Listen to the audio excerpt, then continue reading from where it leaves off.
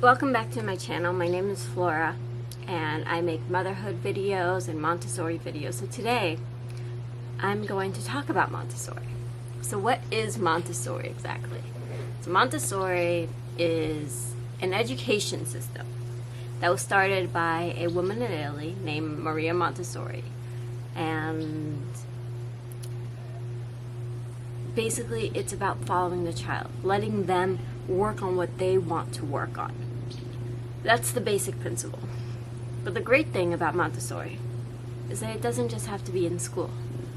You can do it at home with your children, and it's what I did.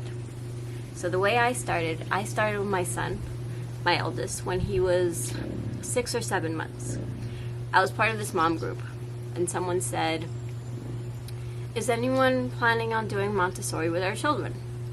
And I've heard of Montessori, but as a school, never as in home. And I'm like, what do you mean? What's that? And then I started researching, and it felt like it was exactly what I wanted to do as a parent, but just didn't know I could. Didn't have the words. And it changed my life as a parent, as a mother. It made everything so much better. It's all about independence and being respectful towards your child, giving them a yes space, making this their home, that there is nothing that I'm going to tell my child, no, you can't touch that, or you can't go in the kitchen because it's too dangerous. So every part of my house is a yes space for them.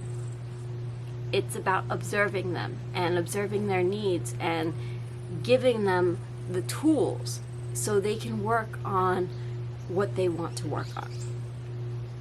It's really, but the main core thing is about independence.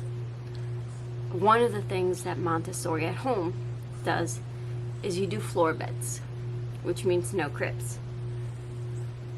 That scared me a little when I first started.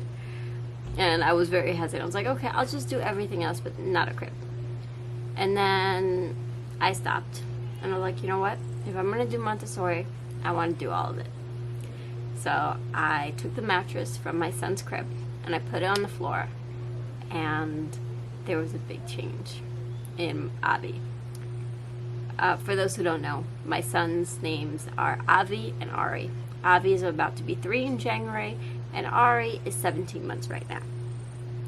So rather than him, before when he was in a crib, he would wake up and he would cry. When we started the floor bed, one thing that he started to do was he would wake up and he would crawl out, and kind of crawling, and like on his belly, and he would just start playing. We had a little basket of his toys. He was in our room for the first year, and he would just start playing, and he was very happy. It was just a big change in his mood, allowing him to get out of his bed when he wants to, when he decides to. So that was a big change. And Montessori just changed my life as a mother. You know, I changed a lot of toys. I was never a fan of the plastic and the noisy toys, but I didn't know there was another option really, or it just seemed like, okay, I didn't really know what toys to get him, so I did more research and I switched a lot of our toys. It doesn't mean that we don't have plastic toys, because we do. We have Legos, Magnetiles, and animal figurine. Those are our plastic toys. Everything else is, from what I know, wood. Yes, you don't have to do it that way. This was a personal choice.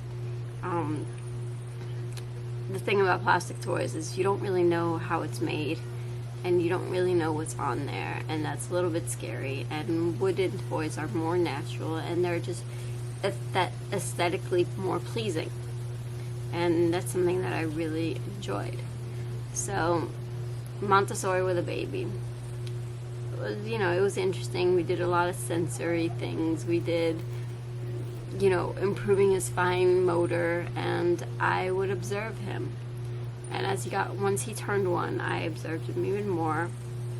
And he would, whenever I would drink water, he'd like to take the cap and put it back on. So I always had, I would set up these invitations for him on his shelf where he would be, so he could, just put on the cap on a bottle. And I did a lot of DIY. So I know a lot of people think that, oh, Montessori, you have to be rich. No, you don't. Some things, yes, they're expensive, and the things that we have now, it's gonna last my kids a long time. And it's different. This is not a school. This is our home. They're gonna play with these toys for a long time. They're gonna use their imagination. Also, my kids are, well, at least the oldest one right now, we homeschool, so a lot of the things we need in order for me to teach them, for me to homeschool my kids. For me, I feel like there are 7 key items to being a Montessori home. So the first one would be respecting your child, talking to them in a gentle way, always being calm with them, respecting them as a person, not thinking of them as a baby, but making sure that, we respect them and we realize that this is their home too. We cater them. We cater their home and allow them the freedom to do what they want, and being able to help out in the kitchen if that's what they want.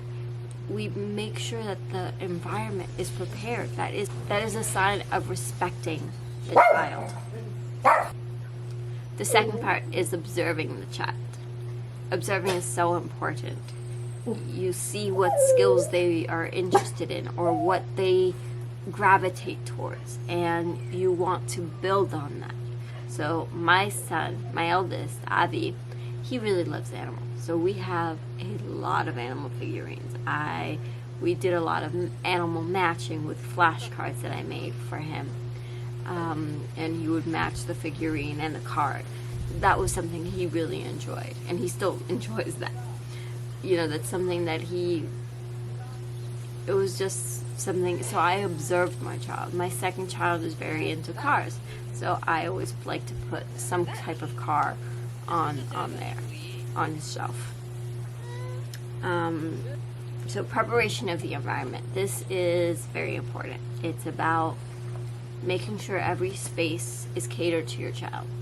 So their bedroom, there's a floor bed, maybe a shelf if that's what you choose to have in their room, and then you have a play space. So we have it in our living room, and it's expanded over the time just because I have 2 boys and they play a lot. We have a little table. They're getting older, they're more interested, they have more toys now. In our kitchen, we have a little faucet thing, and we also have a leaning tower so that they can help and cook whenever they want. I also have a little kitchen, which I am making functional. It's a little IKEA kid kitchen. I can't remember the name, Dust Stick or something like that. And I'm making it functional with a water thing. So every aspect in our house is functional. Even their bathroom, the bathroom next to their room, there's a thing where Abby can stand. He can brush his teeth by himself without asking for help. He does it all on his own. He can go to the bathroom by himself. It's all very functional. Order. So order is on their shelf. Everything has a place. There's also order when it comes to their schedule. So Avi always knows that we wake up at the same time. We take a nap at the same time. We eat at the same time. We homeschool at the same time. So there's always an order. There's always a routine. It's very important for children, because when I've noticed this, like when we go out of town and we're, like, say, in Florida for 3 weeks, because there is no real order, as much as I try for it to be, my kids act out. And it's just they're not good when it comes to not having order. They just really, they thrive on order. They thrive on routine. I thrive on routine. I didn't really have that as a kid because of traveling and everything, and it was really hard not having that. And I always knew that when I had kids, I didn't want them to be going from one place to another or one school to another. Obviously they don't go to school right now.